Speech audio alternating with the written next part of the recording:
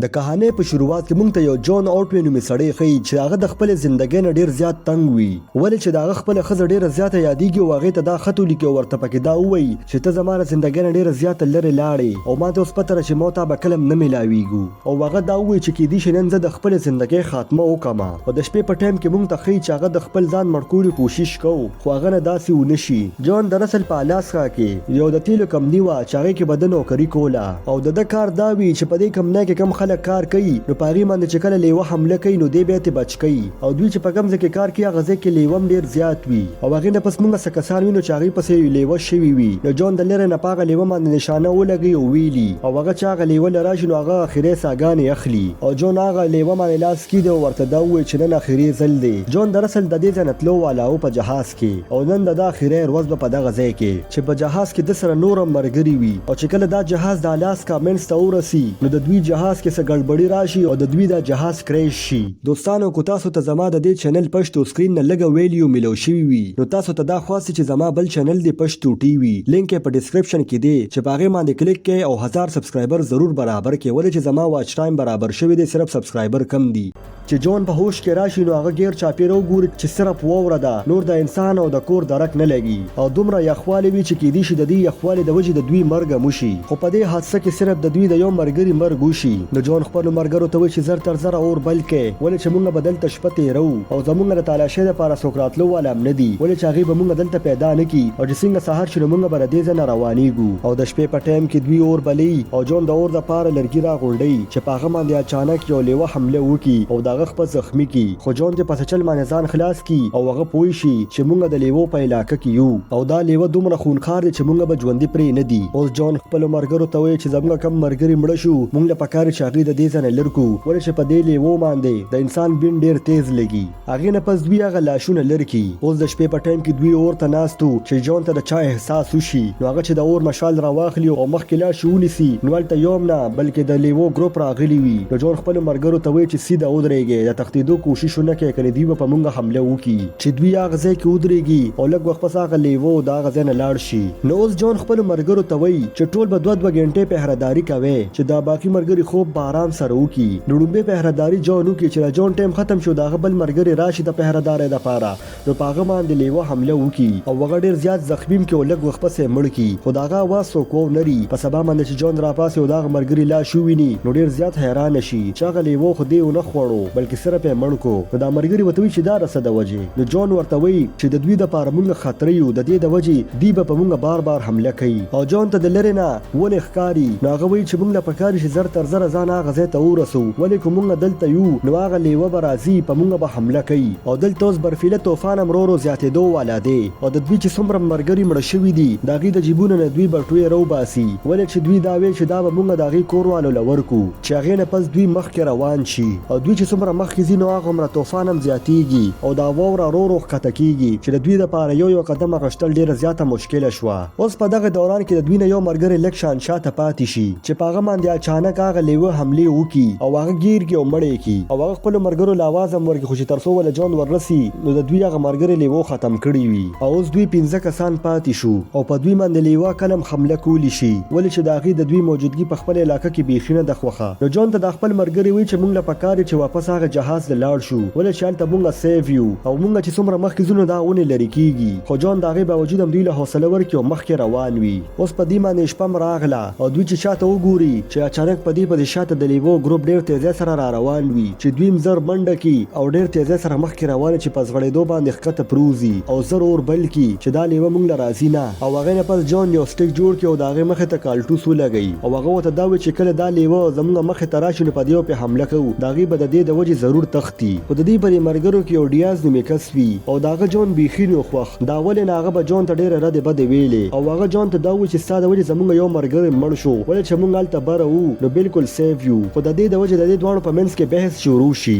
خو ډیاز ورپسې چاقو راواخلي خو جون پې حمله وکړي او ځمکې له راخطا کړي چې هغه په کنټرول کې کړي خو دغه ځای کې اچانک دوی وګوري چې د دوی مخې ته یو لیوه ولاړ دی خو هغه لیوه دوی ته ګوري او اچانک په ډیاز باندې حمله وکړي چې دا ټول اچانک هغه لیوه راونیسي او مړ یې کړي چې د سره د دوی د خوراک تنظیم هم وشو. خو دوی هغه د لیوه غوښه خوري چې دی کې اچانک غیر چاپیره د لیوو اوازونه دوی اوري. نو دغه ځای کې جون پوه شي چې دوی ته د خپل مرګري د قتل باره کې پته ولګېده او موږ له ځلته ایسانېدل د خطرې نه کم نه دي چې دوی شپه په شپه باندې دغه ځای نه روان شي. خو دوی ډیر مخکې لاړ نشي ولې چې دوی سره یو کس وي دغه جیکسن بروک نوم وي دغه طبیعت خراب شي چې دغه د وجه هغه مخکې نور نشوتلې چې د دوی د وجه دوی دغه ځای کې کینې د آرام د پاره. خو دوی چې کم ځای کې په دوی باندې لیوه صرف د مخامخ نه حمله کولی شي د دې نه مخکې چې دوی په کم ځای کې هغه یو کلو علاقه وه او د هر طرف نه پې هغه لیوه حمله کولی شوه. خو لږ وخت پس هغه ځای کې وریځ راشي نو جون ملګرو ته وایي چې کیدای شي برفیله طوفان راتلو والا دی او که برفیله طوفان راغلو نو زمونږ اور به مړ شي او که لیوه مونږ مړم نه کي نو د دې یخنۍ د وجې مونږ مړه شو.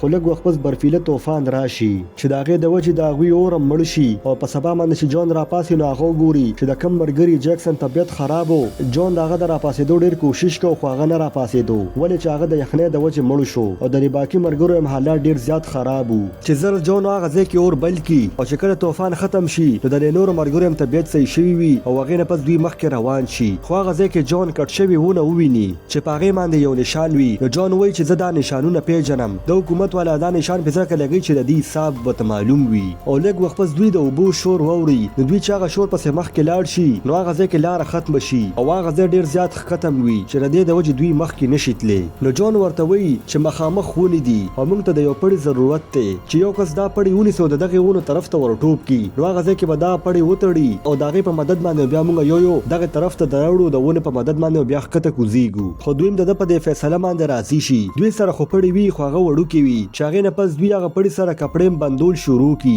او هغې نه پس یو کس دغه پړي سر ونیسو دغې ونو طرف ته ورټوپ کی. خو دې کې چې دا پړي او کپړه کوم ځای کې تړلې شوي وي هغه ځای اوس پړدلی شي. خو دې کې یو ملګری زر هغه پړي ونیسي چې دغه ملګری د ښکته پرېوتو نه بچ شي. هغې نه پس یو کس دغه پړي په مدد باندې ونې ته ځان رسي او بیا ښکته کوزیږي. خو چې کوم اخري کس و هغه څنګه په هغه پړي باندې تلو والاو نو دغه په هغه پړي کې خپه انخلي چې هغه د خپل ځان آزادولو کوشش کو خو دغه ځای کې دغه پړي وشلېږي او هغه سیده ښکته پریوځي او هغه ډېر زیات زخمی شي چې اچانک په هغه باندې هلته لیوه هم حمله وکړي. جون او د هغه ملګرو دې بچ کولو کوشش یې کو خو د هغې نه مخکې هغه لیوه دې بوتلي وي او اوس دوی صرف درې پاتې شو چې هغې نه پس دوی مخکې روان شي او د سیند غاړې ته ورسي. خو د ډي اس په ډېره زیاته زخمی وي او هغه جون او هیډریک ته وایي چې زه خو بس ترې مخکې نشم تللی زه هار منمه. جون او هیډریک دې ډېر پوه کړي خو هغه ورته وایي چې بس ترې ما کې نور مخکې د تلو طاقت نشته. نو ډي اس ورته دا وایي که زه واپس لاړم شم نو زه به هلته څه کوم ولې چې زما څوک نشته نو د دې نه ښه چې زه دلته مړ شم. او ډیاز هم خپل مرګ هم دلته قبول کړو چې جون او هنډریک هم هغه پرېږدي او مخکې روان شي.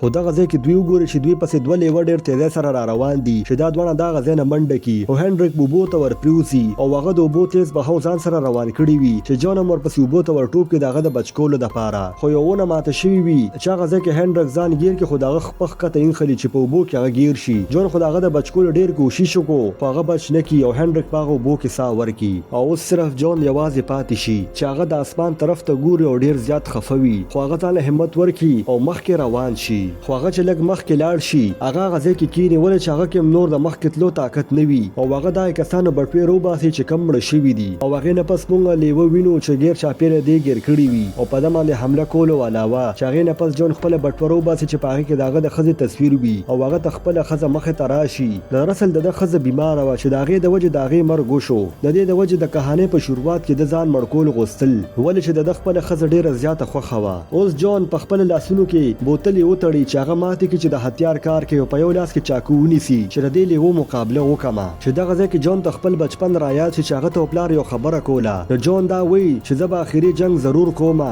یا خو به زه بد شم او یا به زه همیشه دپاره د دې دنیا نه لاړ شم او هغې نه پس د دې دواړو په منځ کې مقابله شروع شي چې هغه لیوه هم ډېر زیات زخمي وي او پروت وي خو هغه اوس هم ساه اخلي او جون هم په هغه لیوه باندې پروت وي. خو په آخره کې موږ ته پته نه لګي چې جون ژوندی دی او که مړ او دې سره دا کهاني ختمه شي. دراصل دا کهاني چې کوم کس لیکلې ده هغه په آخره کې دا وایي چې ستاسو سوچ څه وي چې جون به دا جنګ ګټلی وي او که بایللی به وي په دې کې به کم مړ شوي وي. ستاسو سره یې په کمنټ کې ضرور ووایئ او که ستاسو دا کهاني خوښه شوې نو دا ویډیو در سره لایک کړئ او چینل در سره سبسکرایب کړئ.